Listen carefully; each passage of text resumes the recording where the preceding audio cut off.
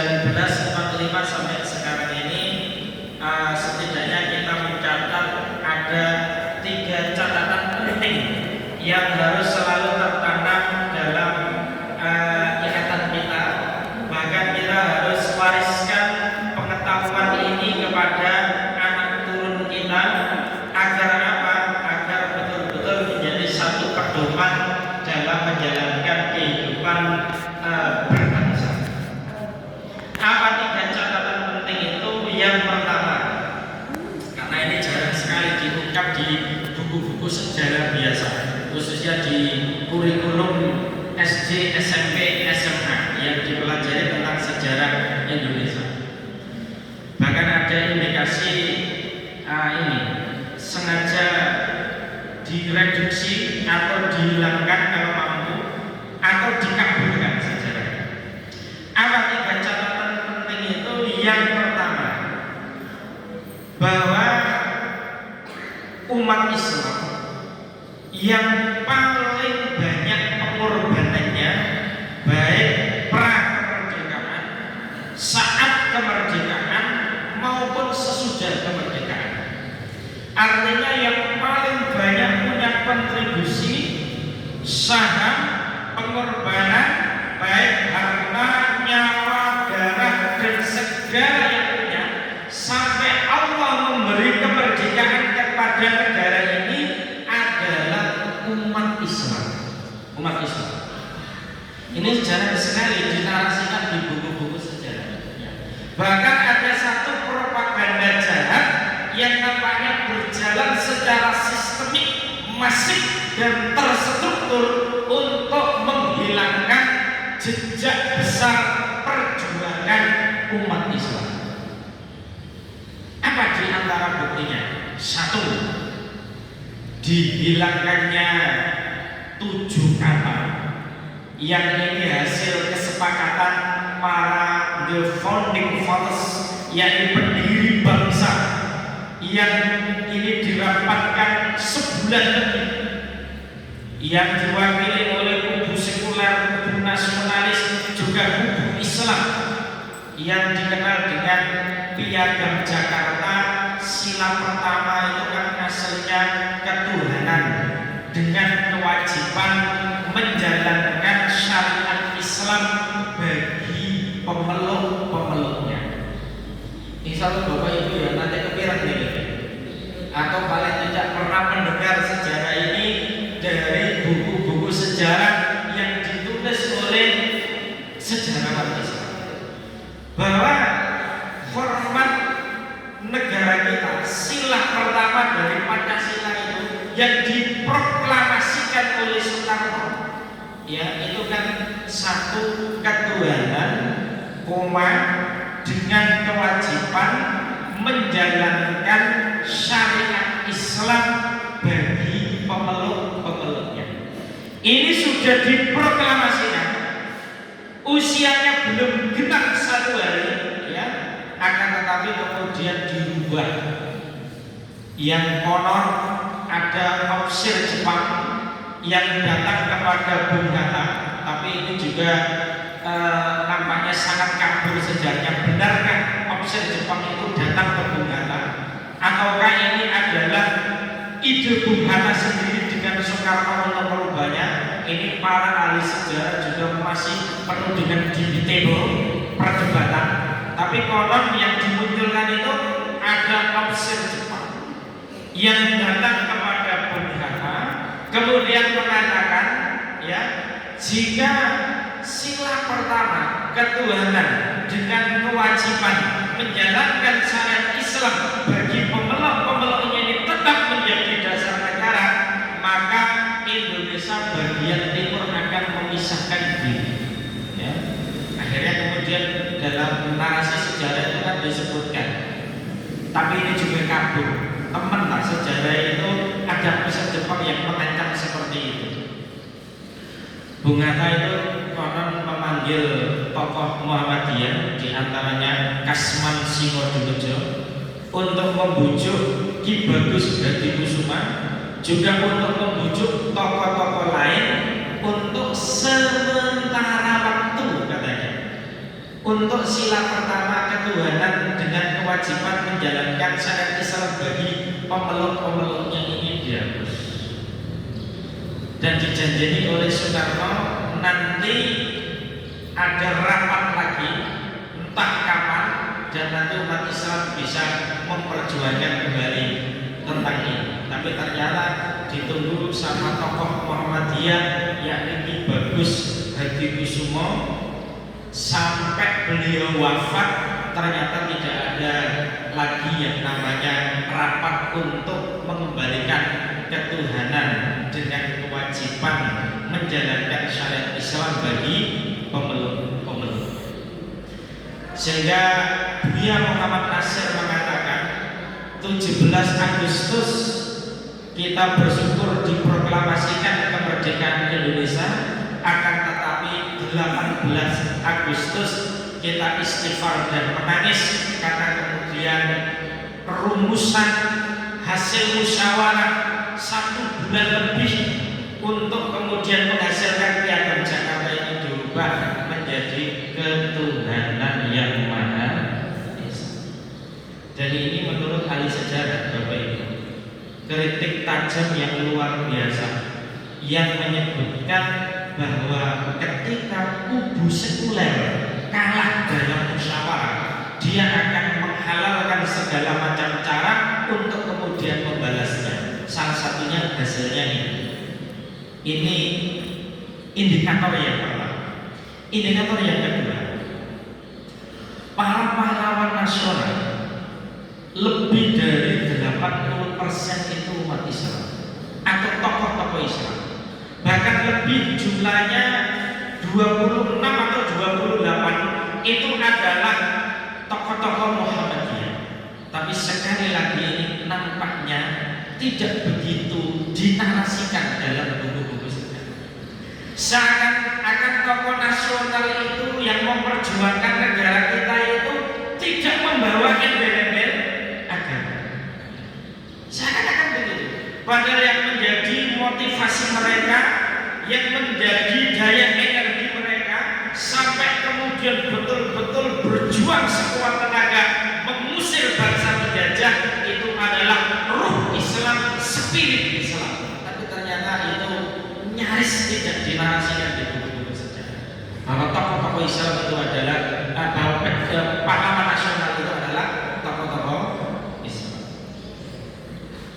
Kita lihat saja misalnya sosok Cut Nyaden yang menurut ahli warisnya itu kan berjilbab dengan jilbab yang sangat tertutup, tapi digambarkan apa itu namanya tidak berjilbab. Cut Nyaden, ya.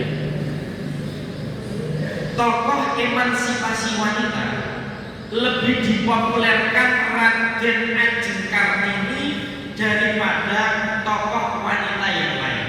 Padahal Raden Ajeng Kartini itu satu, agamanya nggak jelas. Diduga kuat dia aliran liberal yang menyamakan seluruh agama. Raden Ajeng Kartini. Ya. Tapi yang muncul kan Raden Ibu kita Kartini, bukan Ibu kita Cut Nyaden, gitu ya. Padahal Kartini itu tidak pernah face-to-face melawan penjajah, tidak pernah. Dia hanya pakai surat-suratan atau apa begitu ya, yang kemudian terkenal dengan habis gelap terbitlah terang. Tidak pernah face-to-face melawan penjajah. Justru yang berdarah-darah dan berhadapan-hadapan langsung melawan penjajah itu Cut Nyaden atau tokoh wanita-wanita yang lain. Tapi ini sengaja yang dipopulerkan, bukan tokoh yang betul-betul pejuang-pejuang hebat dalam melawan penjajah, tapi yang tidak jelas. Ya dengan kok menengahi kok yang nggak setuju gitu. Kita ini sedang bicara data, fakta dan sejarah. Ya. Ada buku sejarah yang sangat bagus, Api Sejarah, yang ditulis itu Mansur Surya Negara, yang buku ini juga dirujuk oleh Ustadz Ade, karena memang sangat valid dan akurat. Tokoh pendidikan nasional, kenapa kok diajar di Wanto? Kenapa kok tidak diajar pada? Bukan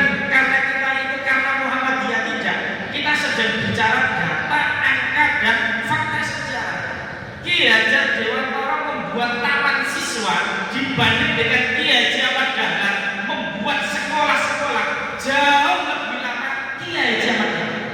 Bahkan kalau kita komparasikan itu terpautnya itu 11 tahun. Tapi kenapa tokoh pendidikan itu yang ditulis itu adalah Ki Hajar Dewantara? Padahal Ki Hajar Dewantara ini agamanya juga biji gak jelas. Diduga kuat dia aliran kebatinan yang punya kitab Darmo Gandul dan Gandul Lucu. Ki Hajar Dewantara yang ketika mau sholat itu, oh ini tidur jam 11:30 lebih. Oh ya sudah tidur. Elek dong, sholat hanya sekedar ingat, ya. Lagi. Ini asar di kantor. Oh ya sudah waktu asar. Berhenti sejenak. Oh ya sudah sholat asar. Nah, itu model aliran kebatinan. Mana kan Pak ya? Nanti aku bilang nggak aliran kebatinan, ya. Dan ini yang dianut oleh Ki Hajar Dewantara, ya. Demikian juga Bapak Kebangkitan Nasional, siapa itu? Budi Utomo, ya Pak.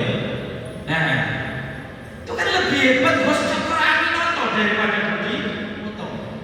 Masih banyak lagi jejak sejarah yang nampaknya peran besar umat Islam atau sedia tokoh-tokoh Islam yang sangat konsisten terhadap agamanya itu sengaja jejaknya itu dihilangkan atau paling tidak dikaburkan.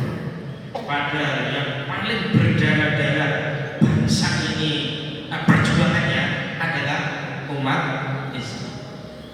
Yang kedua, bangsa penjajah yang menjajah negara kita itu banyak, kurang lebih ada 6, ya. Tadi kita sudah sebut ada Portugis, ada Perancis, ada Inggris, ada Jepang, ada Belanda, ada lagi mana? Cina berapa ya? Tidak ada ya. Ada sekitar ada 6, ya. Ini kalau kita perhatikan seluruhnya adalah kafir, non muslim. Ini juga tidak diungkap sejarah. Mestinya ini harus diungkap sejarah bahwa ideologi para penjajah itu adalah kafir ideologinya, ya. Ini untuk sebagai antitesa dan perlawanan, ya, tentang adanya propaganda jahat yang menarasikan seakan-akan Islam itu agama penjajah, padahal Islam tidak pernah penjajah, ya. Ada kan narasi jahat yang menyebutkan bahwasanya Islam itu agama penjajah, padahal Islam tidak pernah penjajah. Ini juga penting untuk kita tandaskan bahwa ideologi para penjajah itu adalah non-muslim atau kafir untuk melawan narasi jahat yang muaranya adalah benci Arab, benci etnis Arab. Padahal Arab belum pernah menjajah. Bahkan negara Arablah yang pertama kali mengakui kemerdekaan Indonesia saat kemerdekaan ini diproklamasikan. Yang saat itu tercatat Mesir, setelah itu adalah Palestina. Sehingga ini kita layak curiga, Bapak Ibu, ketika ada narasi untuk benci Arab, narasi untuk membenci etnis Arab, padahal Islam tidak pernah menjajah, bangsa Arab juga tidak pernah menjajah negara ini. Jangan-jangan ini hanya target antara. Sesungguhnya yang dibenci, yang dituju itu untuk adalah benci Islam, ya, benci Islam. Kenapa? Karena kitabnya orang Islam bahasa Arab. Kenapa? Karena nabinya orang Islam adalah bahasa Arab. Kenapa? Karena azan dan sholatnya, baik bacaan-bacaan dikirnya itu adalah bahasa Arab. Jangan-jangan ini hanya target antara. Aslinya yang dibenci, yang ingin dihilangkan itu adalah Islam, tapi target antaranya adalah benci Arab. Padahal Arab tidak pernah dibenci. Bahkan banyak tokoh-tokoh Islam itu menarasikan para habaib, para etnis Arab itu, orang-orang Arab itu bau-membau melawan penjajah tanpa pamrih, juga pengorbanannya luar biasa untuk negara. Ini kan ada judul Kiai pribumi diadu dengan kabaib-kabaib, istilahnya Ba'alawi ya. Ini alhamdulillah Bapak dia gak melok-melok ya. Musim melok-melok sama Pak sampai gini ya. Padahal ini sangat sensitif sebenarnya. Dalam jejak sejarah tidak pernah yang namanya Arab itu menjajah negara. Catatan yang ketiga, bahwa negara ini sampai merdeka ya itu berkat rahmat Allah. Jadi ada dalam awal pembukaan dari undang-undang itu, berkat rahmat Allah, berkat rahmat Allah. Karena hitungan matematik tidak mungkin menang pejuang kita itu melawan para penjajah yang senjata mereka itu adalah senjata modern. Tidak mungkin menang tombak, pedang, panah melawan senapan dan meriam. Gue meriam belinya sing jinom itu jirine cantik jir. Gue meriam cantik kan? Nggih. Masuk, ayo tinggal sampean. Iya, boleh Belanda ini meriam Belanda, ya. Itu tidak mungkin menang, itu hitungan matematik pakai ilmu teori dan strategi perang manapun tidak mungkin menang. Memang konon nenek moyang kita ada yang ahli santet dan sihir, tapi hingga detik ini saya tidak pernah menemukan di jejak sejarah satu peleton tentara Jepang atau tentara Belanda mudar dan mati disantet. Jadi itu kan. Jatuhnya para penjajah itu juga mempan santet ya. Semua mempan santet itu disantet ya. Tapi ternyata kan tidak ada di jejak sejarah itu. Belanda mati, Jepang mati, mereka disantet ya. Sampai-sampai pesulap merah namanya, menguatkan dukun-dukun dan tukang santet. Berkali-kali dia disantet dan berkali-kali itu pula alhamdulillah masih dilindungi oleh Allah Subhanahu wa taala. Ya. Seperti itu. Jadi bangsa ini merdeka itu atas berkat rahmat Allah, dan ini mengingatkan kita pada hadis Nabi, salah satu hakun ala Allahi i'anatuhum. Ada 3 golongan yang pasti ditolong oleh Allah. Ini garansi Allah melalui lisan Rasulnya. Ada 3 golongan yang pasti ditolong oleh Allah. Salah satu hakun ala Allahi i'anatuhum. Yang pertama, an-nafiqu yuridul afaf. Orang yang menikah, yang nikahnya itu untuk menjaga kesucian jiwa, pasti ditolong. Yang kedua, wal mujahidu fi sabilillah.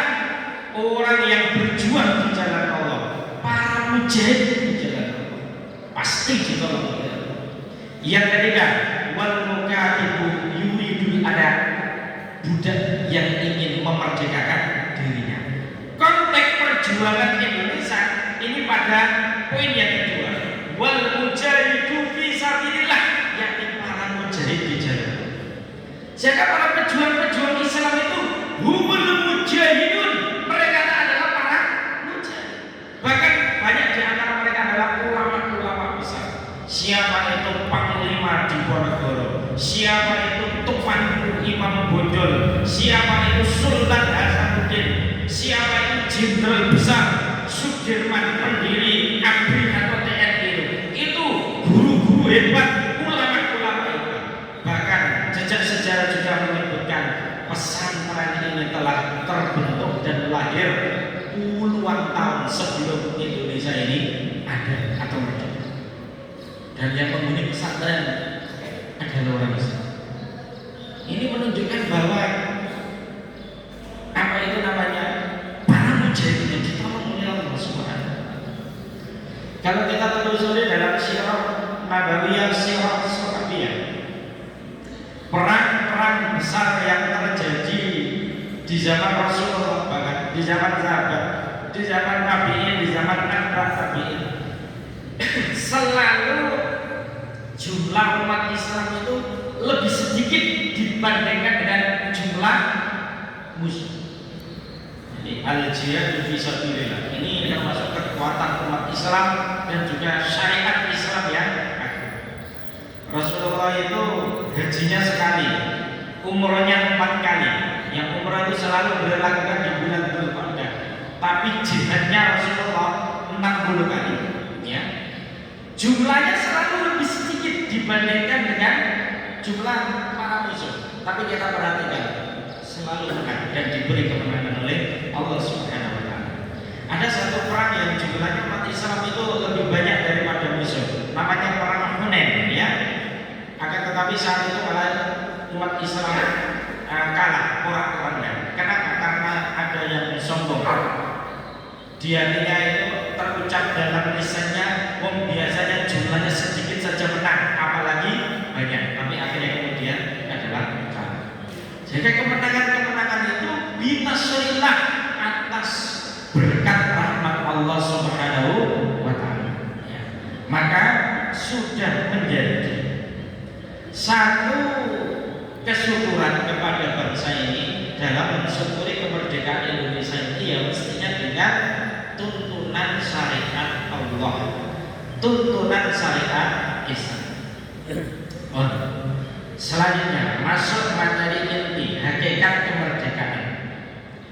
Hakikat kemerdekaan ini kami rujukkan kepada satu kisah yang terjadi di zamannya Umar bin Khattab radhiyallahu an ketika ada negara kufar atau negara superpower kafir yang namanya Persia. Ketika itu kemudian tumbang di zaman Umar bin Khattab radhiyallahu an.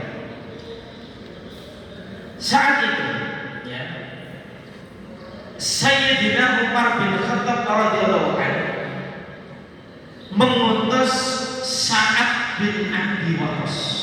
Sa'ad bin Abi Waqqas untuk membawa pasukan Islam sejumlah sekitar 36.000.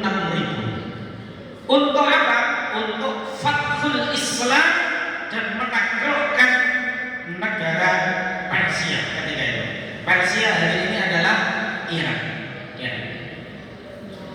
Itu kan di surat itu Raja Persia yang saat itu namanya Rustum diberi surat. Dalam surat itu ada 3 tawaran, ya, 3 tawaran. 1, aslim taslam. Kalian masuk Islam, kalian akan selamat, pasti selamat. Bahkan kamu wahai raja akan mendapatkan pahala kamu dan pahala rakyat yang mengikuti kamu untuk masuk Islam. Yang kedua, jika kalian tidak masuk Islam, tidak apa-apa, karena la ikraha fiddin, tidak ada paksaan untuk masuk Islam.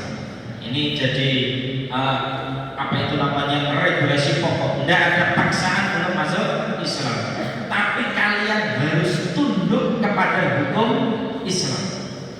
Ini tawaran yang kedua. Bagaimana sih negara kafir tunduk kepada hukum Islam dan akhirnya diakui menjadi bagian dari negara Islam itu?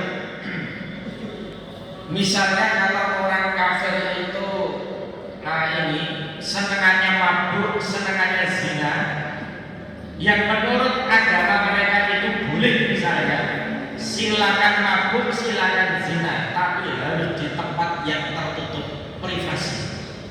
Tidak boleh kemudian bikin lokalisasi perzinaan atau lokalisasi permendeman, tidak boleh. Itu berarti tunduk kepada hukum Islam. Misalnya perempuan mereka senang memamerkan aurat, silakan memamerkan aurat di tempat privasi mereka. Tidak boleh kemudian di panggung umum dilihat oleh banyak orang kemudian pamer aurat. Itu berarti tunduk kepada hukum Islam secara global.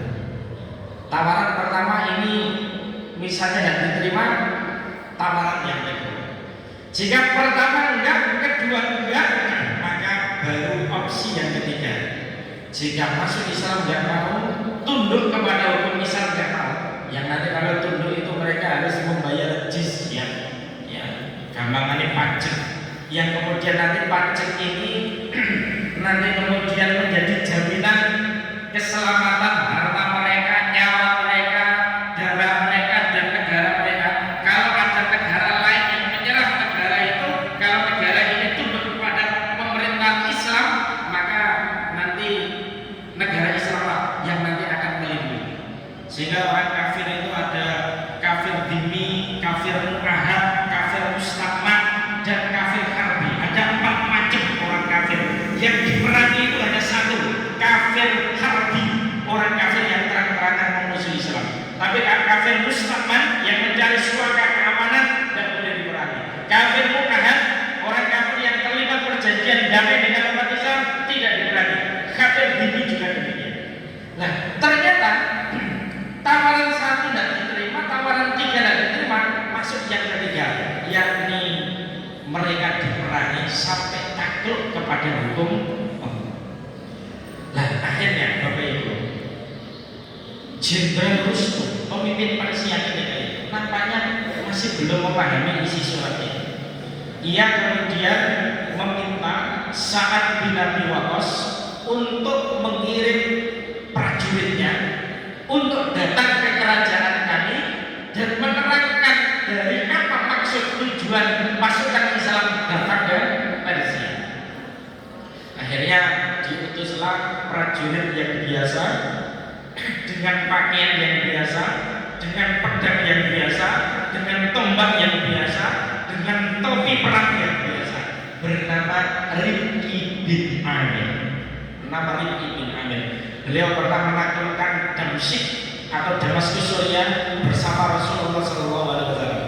Meskipun dia prajurit biasa, diutus pakai kuda sendiri dari Irak menuju ke Persia. Sampai di gerbang kerajaan Persia, ya, dihadap oleh prajurit Persia. Kamu harus turun dari kuda kalau ingin menghadap ke raja kamu, ya. Apa kata Rifqi bin Amir? Dan ini tipikal manusia yang merdeka, yang tidak mau takluk kepada musuh, ya. Rifqi bin Amir tetap di atas kudanya.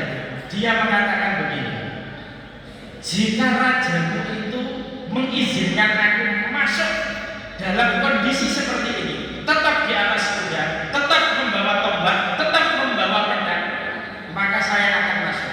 Karena yang butuh itu rajamu yang mengundang aku untuk datang menghadapnya, ya.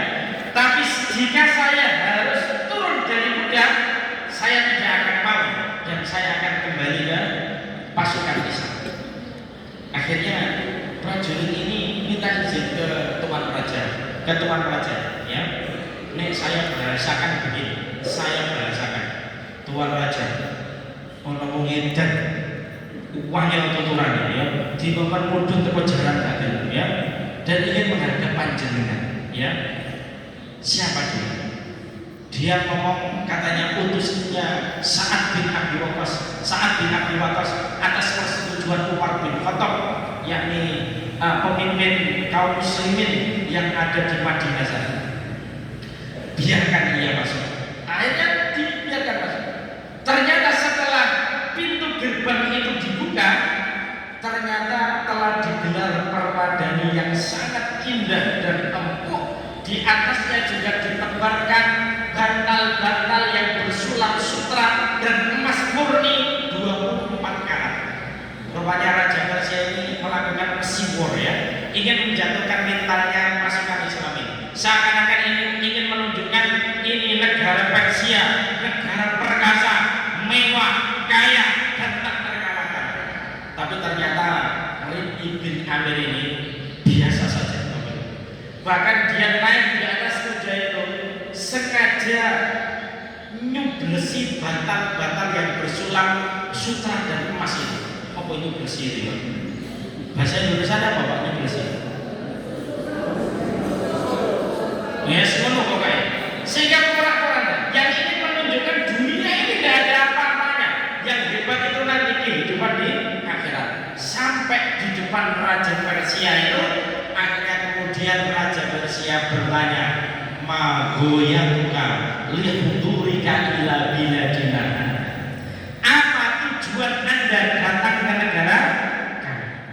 Yang kemudian perkataan Rib'i bin Amir ini diabadikan oleh tinta emas sejarah. Rib'i bin Amir ini kemudian mengatakan begini, Bapak Ibu. Itta'athnallahu azza wa jalla linukhrija man sya'a min ibadatil ibad ila ibadati rabbil ibad wa min dikid dunya ila sa'adiha wa min jawril adyan ila adlil islam. Rib'i bin Amir ini menjawab, sesungguhnya kami adalah kaum yang diutus oleh Allah untuk mengeluarkan manusia atas kehendak Allah dari penyembahan manusia kepada manusia menuju penyembahan manusia kepada Tuhannya manusia, yakni Allah Azza wa Jalla. Kami adalah suatu kaum yang diutus oleh Allah untuk mengeluarkan manusia dari sempitnya kehidupan dunia kepada keluasan dunia dan akhirat. Dan kami adalah suatu kaum yang diutus oleh Allah untuk mengeluarkan manusia min jawril adyan ila adlil Islam, dari dolimnya agama-agama menuju kepada keadilan Islam. Fa arsalna bidinihi ila khalqi linudwa man syaa faman qabila qabalna minhu wa raja'na anhu. Maka Allah mengutus kami dengan agamanya ke seluruh makhluknya. Barang siapa yang menerima Islam, maka kami terima sebagai saudara kami dan kami akan kembali ke negeri kami. Tapi barang siapa yang menolaknya, waman aba qatalnahu abadan, ya, jika menolaknya maka akan kami peranginya untuk selama-lamanya. Keder Raja Persia ini. Sehingga dari jawaban itu dia itu kemudian bertanya, ya, apa yang dijanjikan Tuhan kalian kepada kalian? Rib'i bin Amir menjawab, Allah menjanjikan untuk kami salah satu dari dua kesuksesan atau kemenangan. Yang pertama, kami menang. Yang kedua, kalau nggak menang, kami mati dalam kesyirikan. Raja Persia ini masih bertanya, berapa hari kami diberi tanggung untuk musyawarah untuk memutuskan tawaran kalian? Kemudian Rib'i bin Amir ini menjawab, syariat kami ketika sudah memasuki dari wilayah itu tidak boleh menanggungkan lebih dari 3 hari. Akhirnya kemudian Rib'i bin Amir kembali ke pasukannya, ya, dan akhirnya Jenderal Rustum ini bersama aparat-aparatnya itu kemudian musyawarah untuk membahas tawaran Islam ini, dan akhirnya ditunggu 1 hari tidak ada jawaban, 2 hari tidak ada jawaban, 3 hari tidak ada jawaban. Akhirnya kemudian Umar bin Khattab menginstruksikan Sa'ad bin Abi Waqqas untuk membawa pasukannya untuk menaklukkan Persia yang saat itu 36.000 pasukan Islam melawan 125.000 pasukan Persia yang dikenal dengan perang Qadisiyah tahun 636 Masehi, dan peperangan itu dimenangkan oleh umat Islam atas izin Allah Subhanahu wa taala.